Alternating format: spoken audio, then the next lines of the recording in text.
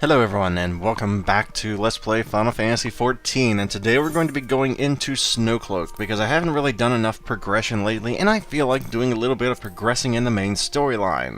Now, Snowcloak is a fun dungeon. Its first boss is a little confusing on one particular move.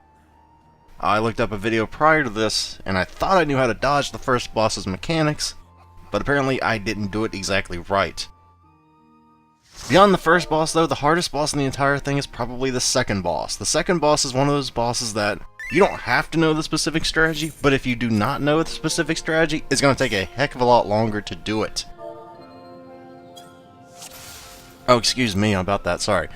But yes, we didn't have very chatty people here. Me and the tank were about the only ones that talked. But, you know, that's normal. People in dungeons, you don't really have to be a chatty Cathy to get the dungeon done. You know, as long as you know how to do your job, everything works out just fine. I'd rather run with people that don't talk, but they know what they're doing. And I think that this was a bit of a funny group. I'll get into that as the run goes, but if you've never been to Snowcloak before, there's going to be some speed pulls. This is normal for level 50 content. You've probably gotten used to it now. I don't really have to keep saying it every frickin' dungeon. It happens. Just think of it as a chance to try out your AoE rotation, you know? And just kind of assume it's going to happen, because more than likely it's going to happen.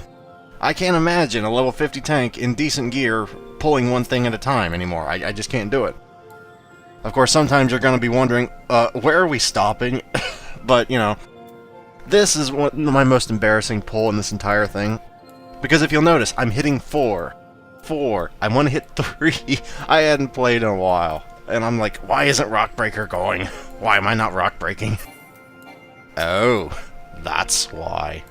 It's a stupid mistake everybody makes from time to time, but nobody wants to own up to it.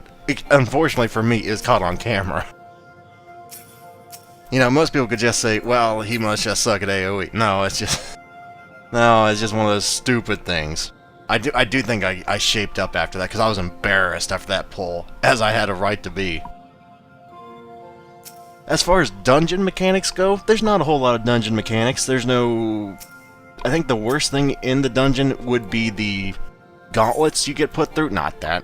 It's the gauntlets you get put through, but there's no switches, there's no... You know, just... I think there might be, like, 2 keys, but that's not really a mechanic at this point. I mean, if you've been playing the game to this point, you know exactly what's going on. As far as that goes, but, yeah... Don't forget, if there's a lot of enemies, it's always more efficient to AoE them.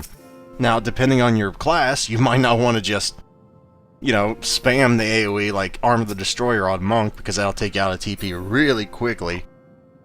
Unless there's a total of like 6 or more enemies. It's not a particularly difficult thing to figure out if you should be using AoE, just simply add up the potencies. For the example, Arm of the Destroyer does 50, and to get the equal amount to, say, a Snap Punch, you would need 6 enemies to do as much damage to... yeah, you get what I'm saying here.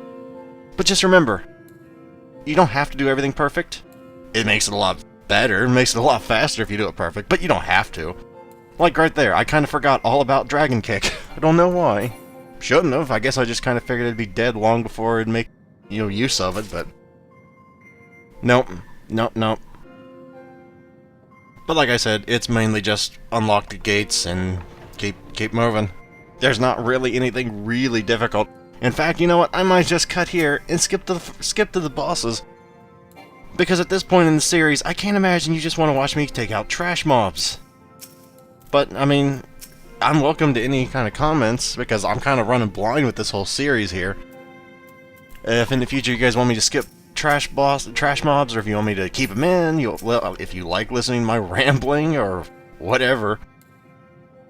Because otherwise I'm just going to do whatever I think feels right, and I'll probably start doing that after this boss, because the boss is right here. Now this is the boss that the mechanic I thought I knew all about, but I forgot, or I messed up. I don't know how, but I messed up. Okay, so the mechanic this guy has. I'd recommend you put him on focus target. And I forget what the move is called, but you'll see a cast bar go every periodically. I don't know how often. And what I thought the mechanic was that you were supposed to, like, keep moving when the thing was still casting. Yeah, that. When you're supposed to keep moving, otherwise you get a stack of the debuff. But and by the way, you really want to kill these as they come up, otherwise they do party-wide damage. They probably don't do enough to really cause an issue at this point in the game, but still, you know, you don't want to have to deal with it if you don't have to. So don't forget, if you're DPS, take out ads, unless it's a boss fight that specifically says don't take out the ads, which I just cannot imagine that being a fight, but I'm sure there is. And as you can see, this thing don't have a whole frick ton of health. It's already down to half health. Maybe that's just because we all know what we're doing, I don't know. But the thing with that stacking debuff is, I think, is according to Mr. Happy video that I watched prior, this might not be right for this point in the game, I don't know. But what I believe he said happens is that if you get 4 stacks of it, you get frozen. You're stunned. I don't know if it actually is a thing or not, or if it's not, or, you know, what's going on with that. But I mean, that's basically the only gimmick of the fight, is that, essentially, so yeah, it's not a difficult fight. But I mean, even if you fail, which by the way, you should probably just ignore these things and just kill the boss at this point. But I was still in the, you know, the mentality. I forget what I was saying now. Totally forget what I was saying now. That sucks. But anyway, this fight's not that bad. Apparently he got really mad there at the end, and I almost ate a lot of damage there unnecessarily, but yeah. Now the second boss is the one that is easier, but at the same time can take a hell of a lot longer if you don't know what you're doing. But before the second boss, we got a whole lot of trash pulls, and you remember what I said about trash pulls? Yeah, I think we all remember what I said. We're not watching it this time. Okay, so after a lot of goobies, demonic-looking things, and whatnot, we're finally ready to face the Yeti, or whatever that thing's actual name is. I don't really recall or care. But the mechanics of this fight are really more on the tank and the healer. Now, what the tank should be trying to do is you want to face that boss toward the enemies that spawn. And I'll get into that a little why later. But as a DPS, just go ham, and try and kill one of the types of ads. And the rest of them, I mean, if you see an opportunity to do the mechanics, see that thing back there? That, I don't know what that thing's called on the right, not the Spriggans, the other, yeah, that thing. You want to kill that as soon as you can, because if you don't, those snowballs are going to get the crap knocked out of them. Gotta play a little Dance Dance Revolution here, but the mechanics of this fight are as follows. You see the little Spriggans? Watch what happens to them when they're in the AoE. They turn into snowballs. What you want to do is have the snowballs become, well, very large, and then push the snowballs by attacking them at the Yeti. If you do this, they do a crap load of damage. If you don't do this, the fight takes for freaking ever. Oh, by the way, I already said that. I was gonna say, the one things I killed earlier, they will destroy the snowballs. But generally speaking, you don't want to hit the snowballs until they're at least 2 stacks high. Reason is, because if you do the 1 stack, it doesn't do very much damage. It does like, what, 1500 damage, which is a decent amount, but I mean, considering like the medium and the large snowballs do like, I don't know, 10,000, 35,000 a hit, you kind of want to wait. But that's just me. But like I said, as a DPS, normally you would be expecting the healer to like do the snowball mechanic, but I'm gonna show you how you want to do it if you're a DPS after I take care of this ad, because this thing could just ruin everything. Remember, you do not want this thing running freestyle over the frickin' snowballs. He will destroy the crap out of the snowballs. And that's your meal ticket in this fight, just remember that. So here's what you want to do if you actually are, trying to do the mechanics. You actually hit the thing with the snowball, and look where his health just went. It just went to nothing. So as you can see, just do the mechanics, makes it a lot faster, makes it a lot easier, makes it pretty fun too. And that's it for the Yeti. The third boss is the one that's the coolest looking, but he's kind of the lamest fight of the whole dungeon. You remember Fenrir? Or I'm sure you've heard of Fenrir if you never even saw him yet, but I'm sure you've heard of him. But before that, again, a whole hell of a lot of trash pulls, and a few gauntlets as I recall, so we're not going to be watching all this. So once you've navigated the trash pulls to the final boss room and opened the Gates of Oblivion, as I believe the gates were called, it's time to face Fenrir. Now, Fenrir is not a difficult fight, as I went over. He only has really one mechanic that I can think off the top of my head that might be dangerous, and that's only if you are just not very observant. Like, I'm not a very observant person, and even I figured this crap out, so really anybody should be able to on their own. But I'll get into that here. Fenrir by himself doesn't really have a whole crap load of mechanics. The only ones he has are the 1,000-Year Storm, or whatever that was you just saw there. That's really, the whole point of that is to just kind of make it harder to see the AoEs that you'll have later in the fight, so yeah, this is one of the mechanics right here. He does gain 3 icicles around the thing that will shoot at random party members, and every other set of icicles, he will do a big AoE that you have to hide behind one of the icicles for. Kind of reminiscent of Garuda, really. So, just kind of remember your lessons that you learned earlier in your, adventuring life. You'll be just fine here.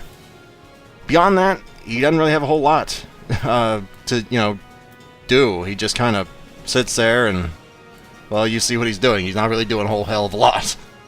And this is where I went, oh god, well, okay, I don't want to screw something up here. I'll just follow everybody else. And, lo and behold, you don't have to watch a video before that. And then the thing that confused me was, the tank right after that says every other one of those hide behind the pillar. I'm like, I appreciate the warning, but shouldn't this have been something you kind of said before the fight started? It's just one of those, I think he just wanted to make sure I knew what was up, but yeah, I appreciate it.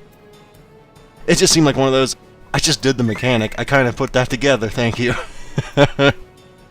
Anyway, beyond my own personal just feeling like that was a pointless thing to add, that's really all he has. He has AoEs, and he can, that's about it.